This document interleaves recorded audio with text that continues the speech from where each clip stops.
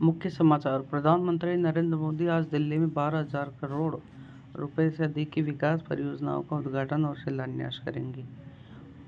महाकुंभ के दौरान यात्रियों की सुविधा के लिए 13,000 रेलगाड़ियां चलाई जाएंगी। उत्तर प्रदेश सरकार स्पेन में अंतर्राष्ट्रीय पर्यटन मेले में महाकुंभ का प्रचार करेगी। फ्रांसीसी नौसेना का परमाणु चालित विमान वाहक पोत चार्ल्स डी गॉल सैन्य अभ्यास वरुण के लिए गोवा पहुंचा। अमेरिका के राष्ट्रीय सुरक्षा सलाहकार जैक सुलिवन भारत की 2 दिवसीय यात्रा पर आज नई दिल्ली पहुंच रहे हैं।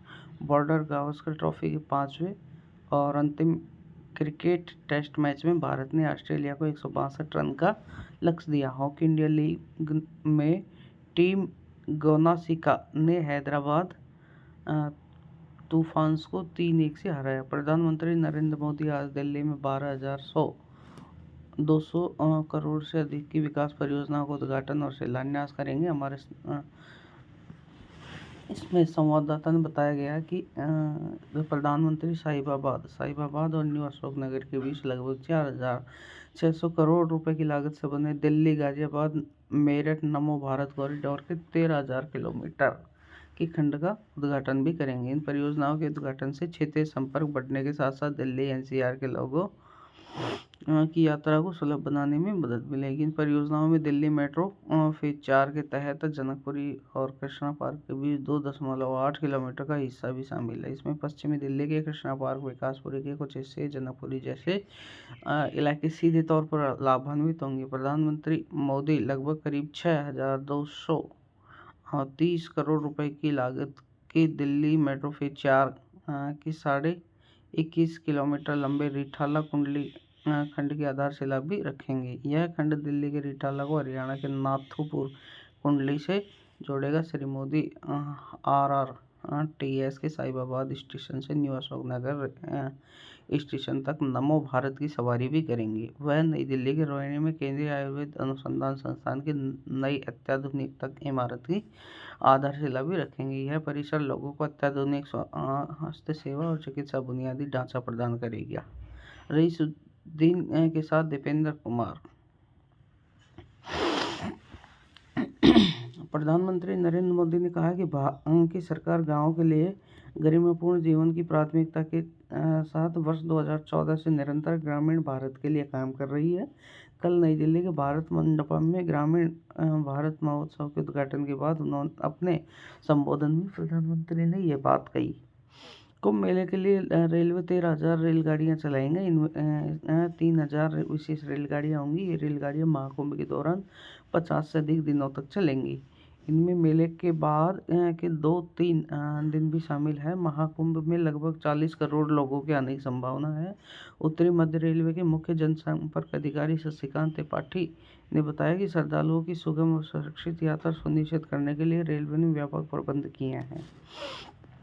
लगभग 40 करोड़ लोग इस महोत्सव में सम्मिलित होने के लिए आ रहे हैं। लोगों का मूवमेंट हम लोग यूनिडायरेक्शनल रखेंगे। मतलब ये है कि लोग क्रॉस मूवमेंट ना करें, कोई आपस में उनमें टकराव की स्थिति ना हो। इसी तरह हमने जो यात्री आश्रय शेड बनाए हैं, इनमें प्रत्येक यात्री आश्रय शेड की क्षमता है लगभग 5,000। इनमें सारी चीज़ें वहाँ पर प्रोवाइड रहेंगी ताकि लोगों को किसी भी प्रकार की असुविधा ना हो।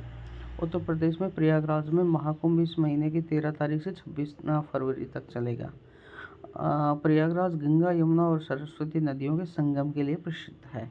उत्तर प्रदेश सरकार स्पेन में अंतर्राष्ट्रीय पर्यटन मेले में महाकुंभ का प्रचार करेगी। पर्यटन मेले में महाकुंभ को सांस्कृतिक विरासत के रूप में प्रदर्शित किया जाएगा और इसके आध्यात्मिक, ऐतिहासिक और सांस्कृतिक महत्व पर बल दिया जाएगा। राज्य के पर्यटन विभाग ने इसे अंतर्राष्ट्रीय स्तर पर प्रदर्शित करने के लिए योजना तैयार किया ताकि महाकुंभ की भव्यता को बल मिल सके।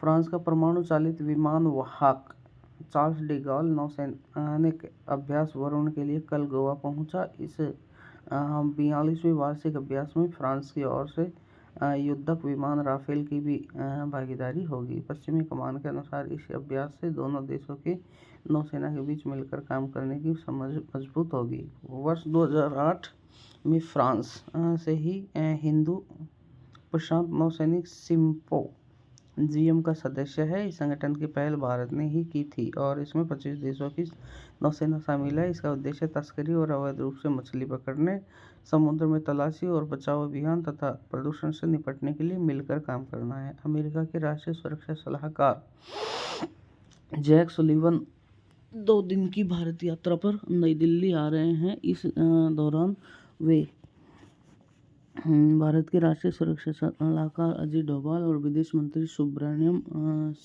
जयशंकर से मुलाकात करेंगे। श्री सुलिवन अजीत डोभाल के साथ अंतरिक्ष रक्षा, रणनीतिक प्रौद्योगिकी सहयोग तथा हिंद प्रशांत क्षेत्र में साझा सुरक्षा प्राथमिकताओं पर चर्चा करेंगे। श्री सुलिवन भारतीय प्रौद्योगिकी संस्थान IIT दिल्ली में उद्यमियों से मिलेंगे और जवान और नवाचार तथा उभरती प्रौद्योगिकी के बारे में सहयोग करने पर चर्चा करेंगे। केंद्रीय मंत्री प्रहलाद जोशी ने कल मध्य प्रदेश के खंडवा जिले में ओंकारेश्वर फ्लोटिंग सौर ऊर्जा परियोजना का निरीक्षण किया।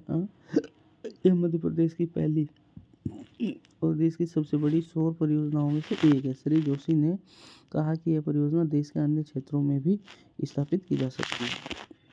विश्व के बहुत बड़ा फ्लोटिंग सोलर प्रोजेक्ट है। माननीय प्रधानमंत्री जी के नेतृत्व में एक क्रांति हो रहा है देश में। भारत विश्व के लीडर बन रहा है रिन्यूएबल एनर्जी के सेक्टर में। इसलिए ये प्रोजेक्ट जो है अपने आप में एक अलौकिक प्रोजेक्ट है और बड़ी मात्रा में बिजली उत्पादन हो रहा है। इधर ये दिल्ली मेट्रो को भी बिजली दे रहा है। श्री जोशी ने बताया कि भारत सरकार का लक्ष्य वर्ष 2030 तक 500 गीगावाट और 2047 तक 1800 गीगावाट बिजली पैदा करने का है। तेलंगाना सरकार राइतु भरोसा योजना के अंतर्गत किसानों को प्रतिवर्ष प्रति एकड़ 10,000 रुपये की जगह 12,000 की सहायता देगी। मुख्यमंत्री रेवंत रेड्डी ने इंदिरम्मा आत्मीय भरोसा योजना के तहत भूमिहीन किसान परिवारों को भी प्रतिवर्ष 12,000 रुपये देने की घोषणा की है। श्री रेवंत रेड्डी ने कहा कि सभी पात्र लोगों का राशन कार्ड उपलब्ध कराए जाएंगे। राज्य सरकार की ये तीनों योजनाएं इस वर्ष 26 जनवरी से लागू हो रही हैं। पाकिस्तान में बलूचिस्तान प्रांत के तुर्बत इलाके में आत्मघाती बम विस्फोट में कम से कम 8 सुरक्षाकर्मी मारे गए और 40 से अधिक घायल हो गए। अलगाववादी समूह बलूच लिबरेशन आर्मी ने हमले की जिम्मेदारी ली है। घायलों में अधिकांश की हालत गंभीर है। BLA ने एक बयान में कहा कि बलूच लिबरेशन आर्मी की मजीद ब्रिगेड फिदायीन इकाई ने तुर्बत में पाकिस्तानी सेना के काफिले पर फिदायीन हमला किया, जिसमें कई सैन्यकर्मी मारे गए।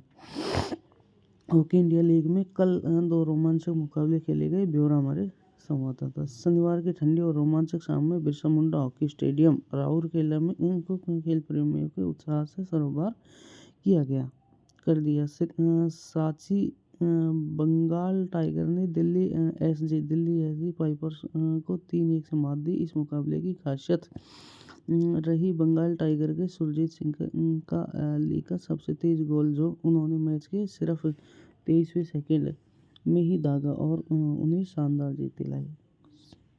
सुखजीत सिंह के पहले युवराज सिंह के 17-38 और अभिषेक के 47वें मिनट के गोलों की मदद से टाइगर ने दिल्ली लगातार तीसरी जीत दर्ज की। शनिवार की शाम दूसरे मुकाबले में टीम गोनासिका ने जबरदस्त हॉकी का प्रदर्शन करते हुए हैदराबाद तूफान में 3-1 से हरा दिया। आज शाम 6 बजे वेदांता कलिंगा लांगर्स का मुकाबला सुरमा हॉकी क्लब से होगा और शाम 8:15 बजे तमिलनाडु इनिंग्स और यूपी रुद्राज की टीमें आमने सामने होंगी। Border Gavaskar cricket test match trophy के 5वें और अंतिम मैच में भारत ने ऑस्ट्रेलिया को 162 रन का लक्ष्य दिया है। आज सिडनी में मैच के तीसरे दिन ताज़ा समाचार मिलने तक मेजबान टीम ने दूसरी पारी में 4 विकेट पर 104 रन बना लिए हैं। मौसम विभाग ने जम्मू कश्मीर, लद्दाख और हिमाचल में आज हल्की वर्षा और बर्फबारी का अनुमान व्यक्त किया है। पंजाब, हरियाणा, चंडीगढ़ और उत्तर प्रदेश में अगले 2 दिन गरज के साथ बारिश हो सकती है। उत्तराखंड में भी कल बारिश या बर्फबारी की संभावना है। जम्मू कश्मीर में आज तेज वर्षा और बर्फबारी का येलो और ऑरेंज अलर्ट जारी किया। कश्मीर घाटी में कई स्थानों में तापमान शून्य से नीचे दर्ज किया गया है। इस बीच मुगल रोड पर लगातार 8वें दिन यातायात बाधित है। पर्यटकों, यात्रियों और ट्रांसपोर्टरों को सलाह दी गई है कि वे यात्री से पहले श्रीनगर जम्मू राष्ट्रीय राजमार्ग और प्रमुख सड़कों की स्थिति के बारे में यातायात विभाग से जानकारी प्राप्त करें। प्रशासन की ओर से पुलिस, सेना और आपदा प्रबंधन प्राधिकरण के सक्रिय सहयोग से किसी भी प्रकार की आकस्मिक स्थिति से निपटने के लिए कार्य योजना बनाई गई है। उधर सर्दियों से इस मौसम में हिमाचल प्रदेश में रिकॉर्ड तोड़ गर्मी पड़ रही है। राज्य के अन्य हिस्सों में भी तापमान में उल्लेखनीय वृद्धि दर्ज की गई है। राजधानी शिमला में 4 जनवरी को लगभग 19 साल बाद सबसे ज़्यादा 23.1 डिग्री सेल्सियस अधिकतम तापमान रिकॉर्ड दर्ज किया गया। इस तरह सोलन में अधिकतम तापमान 29 डिग्री दर्ज किया गया। राज्य के कई अन्य भागों में भी अधिकतम तापमान में बढ़ोतरी की गई है। इस बीच मौसम विज्ञान केंद्र शिमला ने आज से प्रदेश में पश्चिमी विक्षोभ सक्रिय होने का अनुमान लगाया, जिसका असर 6 जनवरी को व्यापक रूप से देखने को मिलेगा और ऊंचाई वाले अधिकतर क्षेत्रों में बारिश और बर्फबारी होगी। इधर दिल्ली में आज सुबह घने कोहरे के कारण रेल और हवाई यातायात बाधित रहा। इंदिरा गांधी अंतर्राष्ट्रीय हवाई अड्डे से कई उड़ानें स्थगित करनी पड़ी। यात्रियों को उड़ानों की जानकारी के लिए एयरलाइन से संपर्क करने की सलाह दी गई है। इस बीच दिल्ली में आज सुबह 5:30 बजे तापमान 10 डिग्री सेल्सियस दर्ज किया गया। समाचार पत्रों की सुर्खियों में राष्ट्रीय राजधानी दिल्ली में कल लगातार दूसरे दिन कोहरा छाए रहने को लगभग सभी अखबारों ने प्रमुखता से दिया है। दैनिक भास्कर की सुर्खी है कि 9 घंटे तक दृश्यता शून्य रही, 45 फ्लाइट रद्द। दैनिक जागरण का कहना है कि कोहरे के साथ के साए में डूबा एनसीआर। पत्र के अनुसार इस सीजन में पहली बार इतना घना कोहरा रहा। प्रधानमंत्री नरेंद्र मोदी का यह कहना भी सभी संप्रदाय और धर्म के लोग देश के लिए मिलकर काम कर रहे हैं। अमर उजाला की पहली खबर है। दिल्ली विधानसभा के आगामी चुनाव के लिए भाजपा की कल पहली सूची जारी होने को सभी अखबारों ने प्रमुखता से दिया है। जाने माने वैज्ञानिक राजगोपाल चिदम्बरम के निधन पर हिंदुस्तान की सुर्खी है। उन्होंने 2 परमाणु परीक्षण में निभाई अहम भूमिका। पत्र आगे लिखता है कि missile man APJ Abdul Kalam के साथ ऑपरेशन शक्ति को दिया था अंजाम।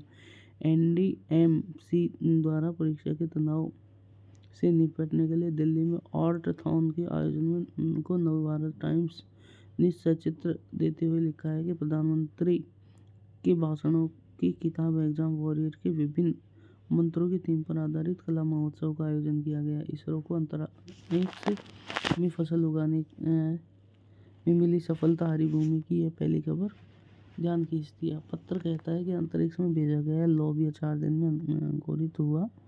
दैनिक जागरण ने इसे बॉक्स में देते हुए लिखा है कि भारत ने पहली बार अंतरिक्ष में जीवन के अंकुरित करने में सफलता हासिल की। सोशल मीडिया कंपनी ही अभिभावकों से लेंगी बच्चों के अकाउंट की मंजूरी। दैनिक भास्कर की खबर है। पत्र ने लिखा है कि सरकार ने डेटा संरक्षण एक्ट का मसौदा जारी किया है, जिसके अनुसार 18 साल से कम के यूजर को इन प्लेटफॉर्म पर बने रहने के लिए माता पिता की अनुमति लेना अनिवार्य होगा। प्रयागराज में 13 जनवरी से शुरू हो रहे महाकुंभ पर दैनिक भास्कर का विशेष आलेख है। यह देवों का अमृत कुंभ जागृत करने का महापर्व है। पत्र कहता है कि कुंभ के दौरान गंगा, यमुना और अदृश्य सरस्वती की त्रिवेणी की छटा अद्वितीय होती है। राजस्थान पत्रिका का कहना है कि महाकुंभ में पूजा, आश्रय और भीड़ प्रबंधन होगा। अपूर्व जल, थल और नभ में होगी जबरदस्त सुरक्षा व्यवस्था। मुख्य समाचार एक बार फिर। प्रधानमंत्री नरेंद्र मोदी आज दिल्ली में 12,000 करोड़ से अधिक की विकास परियोजनाओं का उद्घाटन और शिलान्यास करेंगे। महाकुंभ के दौरान यात्रियों की सुविधा के लिए 13,000 रेलगाड़ियां चलाई जाएंगी। उत्तर प्रदेश सरकार स्पेन में अंतर्राष्ट्रीय पर्यटन मेले में महाकुंभ का प्रचार करेंगी। फ्रांसीसी नौसेना का परमाणु चालित विमान वाहक पोत चार्ल्स डी गॉल सैन्य अभ्यास वरुण डी के लिए गोवा पहुंचा। अमेरिका के राष्ट्रीय सुरक्षा सलाहकार जैक सुलिवन भारत की 2 दिवसीय यात्रा पर नई दिल्ली पहुंच रहे हैं। बॉर्डर गावस्कर ट्रॉफी के 5वें और अंतिम टेस्ट क्रिकेट मैच में भारत ने ऑस्ट्रेलिया को 165 रन का लक्ष्य दिया। हॉकी इंडिया लीग में टीम गोनासिका ने हैदराबाद तूफान को 3-1 से हराया। समाचार समाप्त हुए।